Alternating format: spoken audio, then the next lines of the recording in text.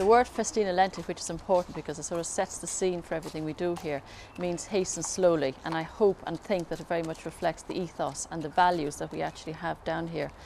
Festina Lente Foundation provides training and employment for people who are marginalised, so that's quite a wide group, so it refers to people with intellectual disability, mental ill health, people who've been excluded from social and economic mainstream activities. It's a place where people come in to learn, to work, and central to all of that is personal development, choice and progression for each individual.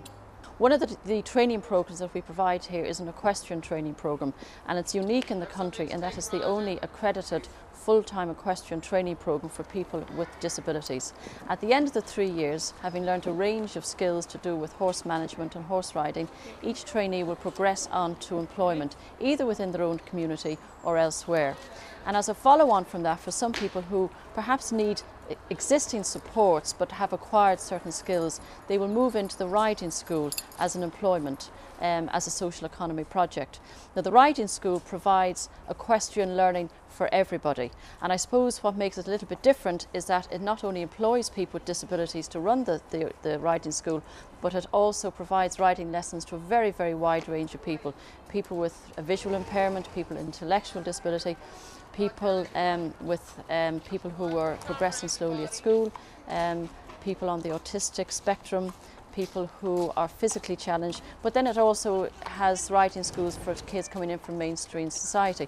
So that really provides wonderful integration opportunities for kids, ordinary mainstream kids, coming in to learn things like tolerance and acceptance and a little bit of respect for people who perhaps don't progress at the same rate as other people do. The garden as a social economy project really only started in the year 2001, although it's been here since 1996, and it provides employment for a range of people within the local area, but also then provides a training facility for school leavers from special schools who aren't just too clear about what they actually want to do when they leave school. So that training programme takes place partly within the garden, but also then partly in the community, so that at the end of that 3 years, that group of men and women can make a more informed choice as to what they'd like to do when they finish. We've a wide group of stakeholders. I mean, we have, ironically, obviously the horses are stakeholders, and we put a lot of effort into promoting good behaviour with horses through non-aversive methods such as clicker training. Stakeholders are the staff with disabilities and staff who do not have a disability, and we spend a lot of time consulting with them. All the riding school clients, and we have about 260 people who ride here every week. We have the health board, and FOSS would be our main people, but also then we have a lot of people who would provide funds to us through fundraising.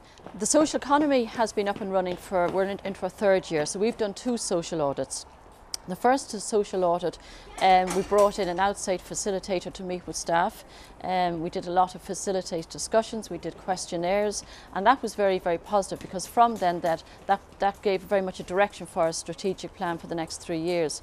We have just completed another social audit which included all the trainees, all the clients of the riding school, and also included some of the staff from FOSS and the health board.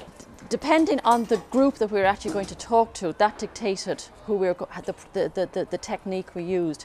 Because we have 250, 260 riding school clients, we decided that an anonymous questionnaire was actually going to work best. Anonymous because people are going to feel free to put down whatever they want to put down without necessarily being labelled as the person who said it, but also then from a cost-effective point of view, which is an aspect that you've got to be aware of, it was also much easier to do that in terms of a poster one. For some of the men and women whose comprehension and maybe literacy skills aren't as advanced as maybe some other people, we will use facilitated discussion groups with them, or focus group, and we would usually try to use an external person for that.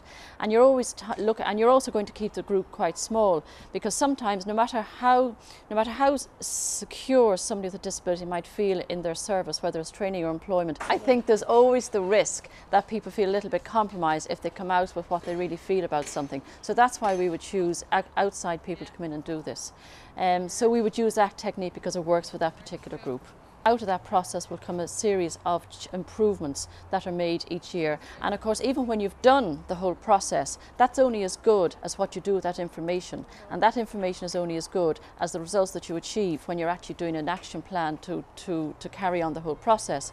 It's challenging because it adds another layer of work onto what you're doing, no matter how you look at it. It's positive because it helps you, but certainly, yeah, it's a challenge time-wise. I think everybody enjoys doing it. They love the whole idea of actually working with people to find out what's working, how it can be improved.